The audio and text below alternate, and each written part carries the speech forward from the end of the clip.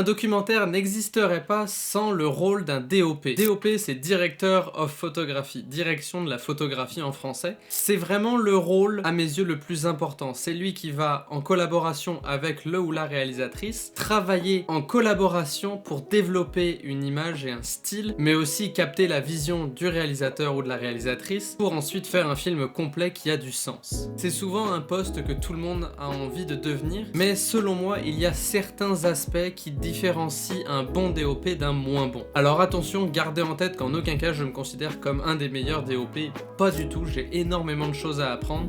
C'est juste que au fur et à mesure des années que je travaille dans ce domaine, j'ai développé quelques petites astuces que je mets en pratique lors de mes tournages et qui me sauvent très souvent de faire une shot qui au final est inutilisable. Mais ça me permet aussi, en utilisant les techniques que je vais vous donner, de faire le tri entre ce que je veux tourner, ce dont j'ai besoin, et en même temps ça évite les allers-retours un petit peu inutiles et de perte de temps que je peux avoir sur les tournages.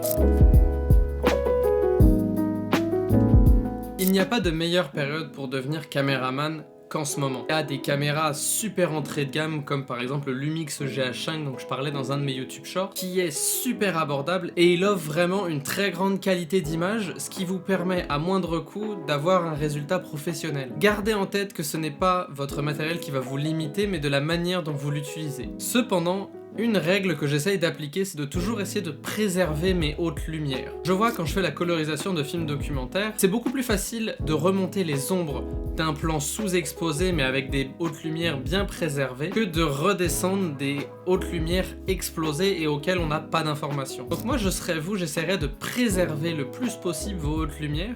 Ça va vraiment vous permettre au final d'avoir l'ensemble de votre image à retravailler certes en post-production mais auquel cas vous ne manquerez pas d'informations. Évidemment, dépendamment du scénario, il y a des moments où vous pouvez ou vous ne pouvez pas préserver vos hautes lumières ou boucher vos ombres. C'est certain, si vous shootez de nuit, c'est certain que vous allez avoir des endroits qui vont être plus sombres. Mais ça vient avec le fait que vous tournez de nuit. Donc c'est entre guillemets acceptable. Vous avez différentes manières de faire, soit par l'histogramme en regardant, soit en utilisant les fausses couleurs si votre moniteur ou votre caméra le permet. Ou encore vous pouvez aussi utiliser le zébra. Moi quand j'utilise le zébra, personnellement ce que je fais c'est que je le règle à 80%, c'est-à-dire que quand mes hautes lumières atteignent 80% de la luminosité maximale qu'ils peuvent avoir, il se met à avoir le logo du zébra dans les zones affectées. Et donc je sais que si je monte un peu plus, je vais dans cette zone à risque entre le 80 et le 100 où je peux potentiellement perdre de l'information. Ce qui fait que j'essaye vraiment de me donner des repères visuels faciles, au final avoir l'ensemble de mon image correctement exposée pour un résultat optimal. Parce que oui, vous pouvez sauver beaucoup de choses en post-production, mais si l'image est mal tournée de base, on peut pas faire de la magie et partez du principe que si votre shot n'est pas correctement exposé à la base, le résultat ne sera pas le meilleur au final parce qu'il y aura du travail de fait, il y aura du bruit qui aura été intégré si votre shot est sous-exposé et donc vous allez devoir mettre du denoise là-dessus, enfin bref. En plus, le petit avantage que vous pouvez avoir, c'est que vous allez être à la mode. Ces derniers temps, quand je vois des documentaires passer et quand je vois les documentaires que je colorise, on me demande souvent d'avoir un style un peu plus moody, avec des hautes lumières très basses, des mid-tones très bas aussi.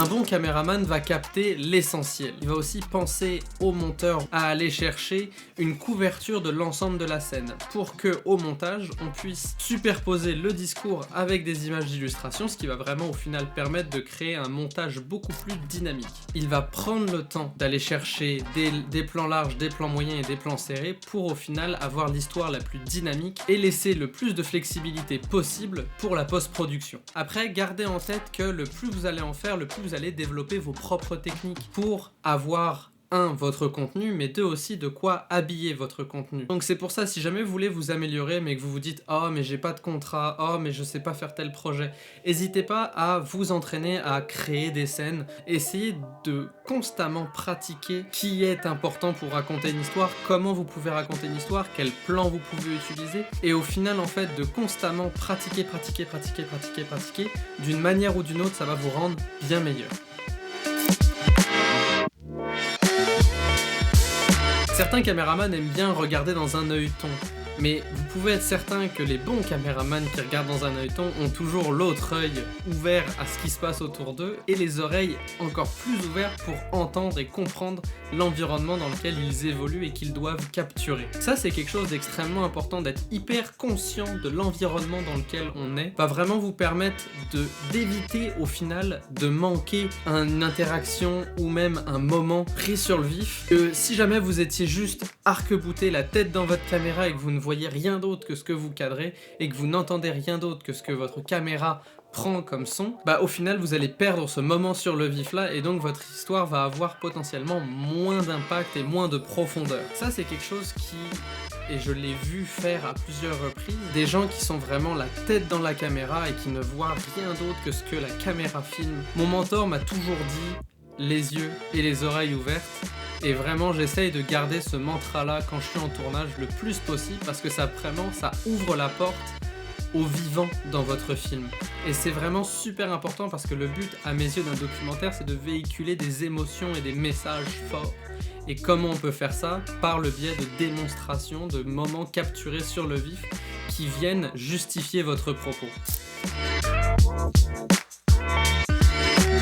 Mon dernier conseil, mais il vient rejoindre un petit peu le premier conseil qui était de préserver vos hautes lumières, c'est que dans les cas où vous avez une luminosité qui n'est pas très bonne, essayez de prendre le temps de mettre votre source de lumière principale, essayez de la placer derrière votre sujet. Ça va vous permettre d'avoir une shot avec beaucoup plus de variations entre vos hautes lumières et vos ombres. Au final, vous donnez une image beaucoup plus profonde avec beaucoup plus de notions de 3 dimensions et en même temps ça va amener du relief dans votre image et donc le tout va créer une image qui paraît beaucoup plus vivante et beaucoup plus réelle. Prenez exemple sur ce plan. D'un côté j'ai ma lumière, donc on a ce côté lumineux et on comprend que ma lumière vient d'ici, mais en même temps de ce côté là on a un peu plus de dimension et le tout vient créer une image beaucoup plus dynamique et beaucoup plus réelle avec une notion de profondeur.